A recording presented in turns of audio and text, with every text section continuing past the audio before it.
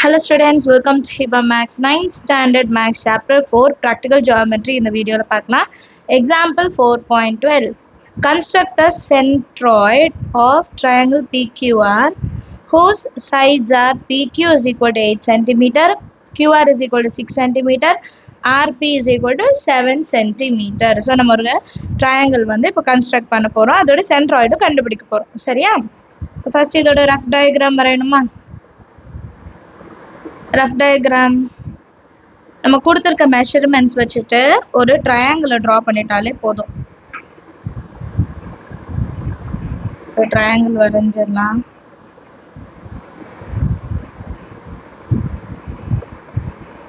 PQR PQ தான் 8 cm, QR வந்து 6 cm, இது R. அப்புறம் RP வந்து 7 cm. next இப்போ diagram வரையலாம். PQ வந்து 8 cm. இப்போ base line வந்து நான் 8 cm க்கு எடுத்துக்க போறேன். PQ வந்து 8 cm க்கு ஒரு லைன் நான் கரெக்ட்டா draw பண்ணிருக்கேன். இப்போ அடுத்து QR வந்து 6 cm சொன்னாங்களா? அப்ப பாயிண்ட் Q ல இருந்து 6 cm க்கு காம்பஸ்ல நான் ஒரு ஆர்க் கட் பண்ணனும். சோ உங்க காம்பஸ் எடுத்துக்கோங்க. 6 cm வரைக்கும் மெஷர் பண்ணிக்கோங்க. இப்போ பாயிண்ட் Q ல இருந்து 6 cm க்கு நான் ஒரு ஆர்க் வரையறேன். சரிங்களா? ஆர்க் மட்டும் பென்சில்ல வரைஞ்சிக்கலாம். அதே மாதிரி RP வந்து 7 cm ஆ. இப்போ காம்பஸ்ல 7 cm எடுத்துட்டு பாயிண்ட் P ல வந்து வச்சிட்டு ப்ரீவியஸ் ஆர்க்க கட் பண்ணனும். இப்போ இது கட் பண்ணும்போது இந்த சைடு இன்னும் வேணும் இல்லையா? இந்த ஆர்க்க கொஞ்சம் பெருசாக்கிக்கிறேன். நீங்க வரையும்போதே கொஞ்சம் லென்த்தாவே வரைஞ்சுக்கோங்க. ஏன்னா நமக்கு தெரிய மாட்டிருக்கு இல்லையா? சோ இப்போ இந்த பாயிண்ட் தான் நம்மளோட ஆர். இந்த பாயிண்ட் தான் ஆர். இப்போ இந்த RP யும் RQ யும் ஜாயின் பண்ணிட்டா நம்மளோட ட்ரையாங்கிள் கிடைச்சிடுமா? ஃபர்ஸ்ட் அத செய்யலாம். RQ லைன் வரைஞ்சிட்டேன். அதே மாதிரி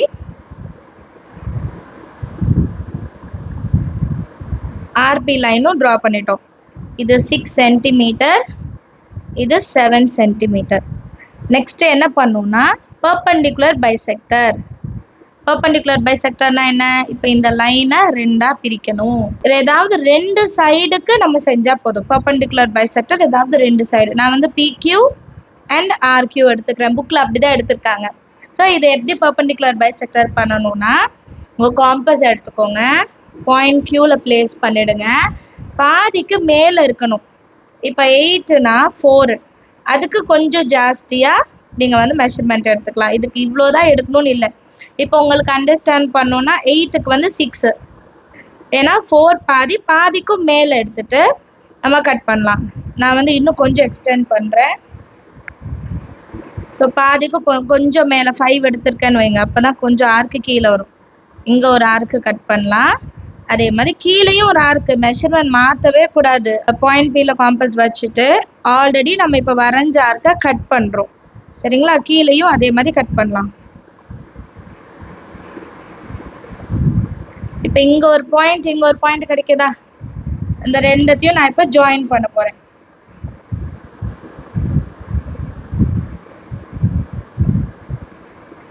இப்போ இந்த ரெண்டு பாயிண்ட் ஜாயின் பண்ணிட்டோம்னா கரெக்ட்டா நமக்கு 4 4 னு ஸ்ப்ளிட் ஆகும்.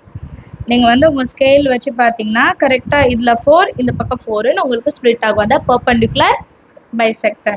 இப்போ இங்க ஒரு பாயிண்ட் கிடைக்குமா? இந்த பாயிண்ட் தான் ரொம்ப முக்கியம். இந்த பாயிண்ட தான் நம்ம R ல இருந்து கனெக்ட் பண்ணுவோம். First perpendicular bisector முடிச்சிரலாம். சரியா? இப்போ RQ க்கு perpendicular bisector. இப்போ Q ல இருந்து more than half கொஞ்சம் குறைச்சிக்கலாம். இப்போ 6 னா 3 விட கொஞ்சம் பெரியது 4 cm அப்படி எடுத்துக்கோங்க. மேல ஒரு ஆர்க் கட் பண்ணுங்க. அதே மாதிரி இந்த சைடு ஒரு ஆர்க் கட் பண்ணுங்க. அதே மெஷர்மென்ட் மாத்தவே கூடாது. R ல பிளேஸ் பண்ணிட்டு இந்த ஆர்க்கையும் கட் பண்ணனும். அதே மாதிரி அந்த சைடு ஆர்க்கையும் கட் பண்றோம். நான் வரையும்போது கூட சேர்ந்து நீங்களும் வரைஞ்சிட்டு வந்தீங்கன்னா உங்களுக்கு ஈஸியா இருக்கும். இப்போ இந்த பாயிண்ட்டையும் இந்த பாயிண்ட்டையும் ஜாயின் பண்ண போறோம்.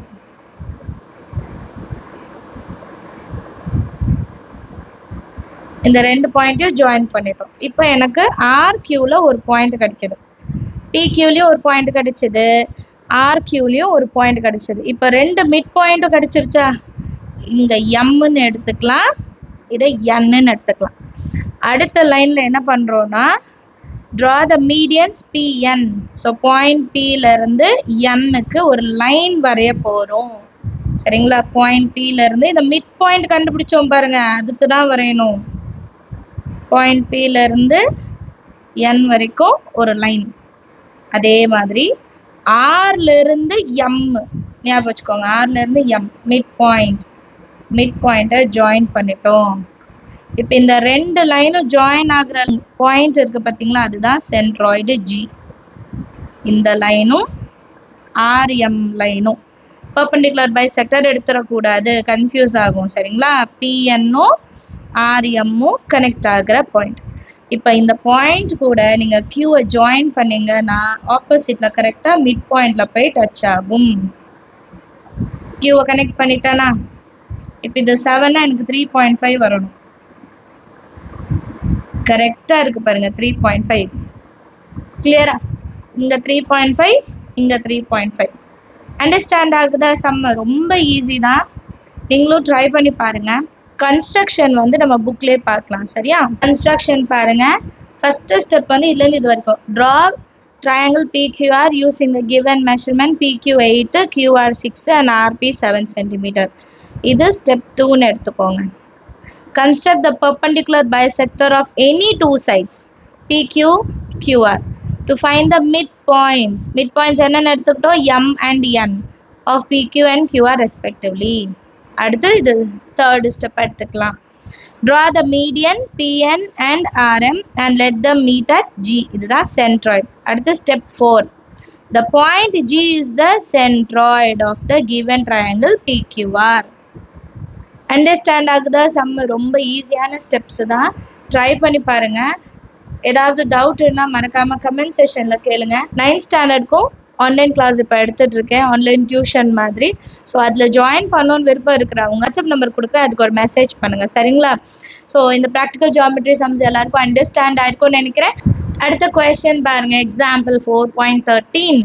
Construct triangle PQR whose sides are PQ 6 cm, angle Q வந்து 60 degree and QR 7 cm and locate its orthocenter. Centroid வேற, orthocenter வேற. ஸோ orthocenter தான் இங்கே கண்டுபிடிக்க போகிறோம். First rough diagram வரைஞ்சிடலாம்.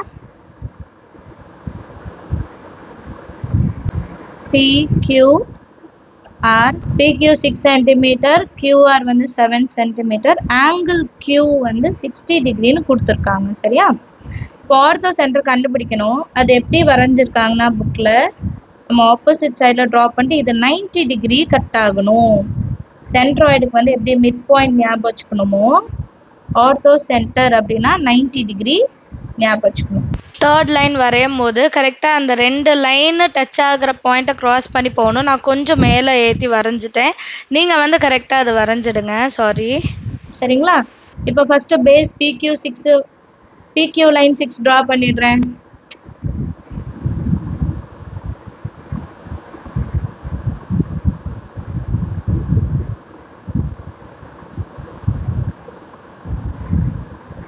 இப்போ PQ லைன் 6 cm வரைஞ்சிட்டேன். இப்போ அடுத்து அவங்க என்ன கொடுத்துருந்தாங்கன்னா கியூவோட ஆங்கிள் வந்து 60 டிகிரி கொடுத்துருக்காங்க. ஸோ இப்போ ப்ரொட்ராக்டரோட பேஸ் லைன் இருக்குது பார்த்தீங்களா, அது கரெக்டாக PQவில் வச்சிடணும். பாருங்க, பேஸ் லைன் கரெக்டாக PQவில் நம்ம வச்சுட்டா நமக்கு 60 டிகிரி இந்த பக்கமும் கிடைக்கும், இந்த பக்கமும் கிடைக்கும். ஆனால் நம்ம இந்த சைடு தான் எடுக்கணும் ட்ரையாங்கிள். சரிங்களா? ஸோ இந்த சைடில் 60 டிகிரியில் பாயிண்ட் வச்சுட்டு ஒரு லைன் ட்ரா பண்ணிடலாம். இப்போ QR எப்படி கண்டுபிடிக்கிறது? 7 cm. QR 7 cm காம்பஸில் மெஷர் பண்ணி எடுத்துக்க போகிறேன். ஸோ 7 cm எடுத்திருக்கேன். பாயிண்ட் Qவில் வச்சுட்டு நான் ஒரு ஆர்க் கட் பண்ணுறேன். இது கரெக்டாக 7 cm இருக்கும். ஆர்ன்னு பாயிண்ட் பண்ணிடலாம். இப்போ இந்த பாயிண்ட்டும் பாயிண்ட் Pயும் ஜாயின் பண்ணுறேன். இப்போ பியும் ஆரும் நான் ஜாயின் பண்ணிட்டேன் சரிங்களா. இப்போ நெக்ஸ்ட்டு ஆர்த்தோ சென்டர் கண்டுபிடிக்க போகிறோம். ஸோ ட்ரையாங்கிள் ஃபார்ம் பண்ணுற வரைக்கும் டவுட் இருக்காதுன்னு நினைக்கிறேன், ஏன்னா ஆல்ரெடி நிறைய சம் சால்வ் பண்ணியிருப்போம். இப்போ அடுத்து ஆர்த்தோ சென்டரும் நம்ம ஏதாவது 2 சைடு தான் எடுத்துக்கலாம். உங்கள் காம்பஸை பாயிண்ட் பியில் பிளேஸ் பண்ணிடுங்க. உங்கள் காம்பஸை கொஞ்சம் அட்ஜஸ்ட் பண்ணும். எப்படின்னா இந்த சைடும் ஒரு ஆர்க் கட் பண்ணும், இந்த சைடு ஒரு ஆர்க். இப்போ இது வெளியே போகுது, அப்போ இன்னும் கொஞ்சம் சின்னதாக்கிக்கலாம். இங்கேயும் ஒரு ஆர்க் கட் பண்ணுதா, அதே மாதிரி இந்த பக்கமும் ஒரு ஆர்க் கட் பண்ணுது பாருங்க. 2 பாயிண்ட் கிடைக்கணும் நமக்கு. சேம் மெஷர்மெண்ட் ஒரே லைன்ல இந்த சைடும் இந்த சைடும். கிளியர். இப்போ அதே மெஷர்மெண்ட் வச்சுக்கோங்க. இப்போ இந்த பாயிண்ட் கிடைச்சதா, அதை வந்து நீங்கள் வேணால் பாயிண்ட் வச்சுக்கலாம். இந்த ஆர்க்கும் லைனும் ஜாயின் ஆகிற இடத்துல பாயிண்ட் கிடைக்குதா. இப்போ இந்த பாயிண்ட்ல வச்சு மறுபடியும் ஒரு ஆர்க் கட் பண்ணும். அதே மெஷர்மெண்ட் மாற்றாதீங்க சரிங்களா, அப்போ தான் ஈஸியாக இருக்கும். அப்புறம் இந்த பாயிண்ட்ல வச்சு அந்த ஆர்க்கை கட் பண்ணுறோம். இப்போ இங்கே ஒரு பாயிண்ட் கிடைக்குதா, நமக்கு இங்கே ஒரு பாயிண்ட் கிடைக்குமா, இந்த பாயிண்ட்டையும் பாயிண்ட் பியையும் கனெக்ட் பண்ணும். இப்போ கனெக்ட் பண்ண பிறகு நம்ம வரைஞ்சது கரெக்டானு செக் பண்ணோம்னா, உங்கள் ப்ரொட்ராக்டர் எடுத்து பேஸ் லைன் கியூஆரில் வச்சிங்கன்னா கரெக்டாக உங்களுக்கு 90 டிகிரியில் பாயிண்ட் பி வரும். கரெக்டாக அந்த லைன் 90 டிகிரியில் கட் ஆகும் சரியா. ஸோ இதே மாதிரி ஆர்லேருந்து இப்போ நம்ம கட் பண்ண போகிறோம். ஸோ உங்கள் காம்பஸ் எடுத்துக்கோங்க. காம்பஸை பாயிண்ட் வெர்டிசஸ் ஆரில் வச்சுட்டு, ஸோ இப்போ நான் வந்து இந்த சைட்லேயும் ஒரு ஆர்க் கட் பண்ணுறேன். அதே மாதிரி இந்த பக்கமும் கொஞ்சம் கிட்டக்கு தான் வரும். 2 சைட்லேயும் ஆர்க் கட் பண்ணியிருக்கேன். இது வந்து கொஞ்சம் டார்க்காக வரையலாம். இந்த சைடு ஒரு ஆர்க்கு, இந்த சைடு ஒரு ஆர்க். 2 பாயிண்ட் கிடைக்கும். இங்கே ஒரு பாயிண்ட்டு, இதில் ஒரு பாயிண்ட் கிடைக்கும். கரெக்டாக அந்த பாயிண்ட்ல மறுபடியும் காம்பஸ் பிளேஸ் பண்ணிட்டு ஒரு ஆர்க் கட் பண்ணுங்க. அதே மாதிரி இந்த பாயிண்ட்ல வச்சுட்டு ஆல்ரெடி வரைஞ்ச ஆர்க்கை கட் பண்ணணும். அந்த ஆர்க் மேலேயே வரையணும். ஸோ இங்கே ஒரு பாயிண்ட் நமக்கு கிடைக்கும். இப்போ இந்த பாயிண்ட்லேருந்து வெர்டிசஸ் ஆருக்கு ஒரு லைன் ட்ரா பண்ண போகிறேன்.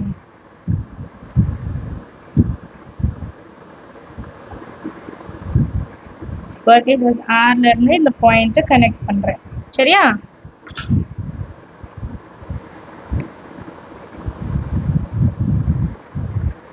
இப்போ செக் பண்ணி பார்க்கலாம் பாருங்க. கரெக்டாக 90 டிகிரியில் வெர்டிசஸ் ஆர் வருது கரெக்டா.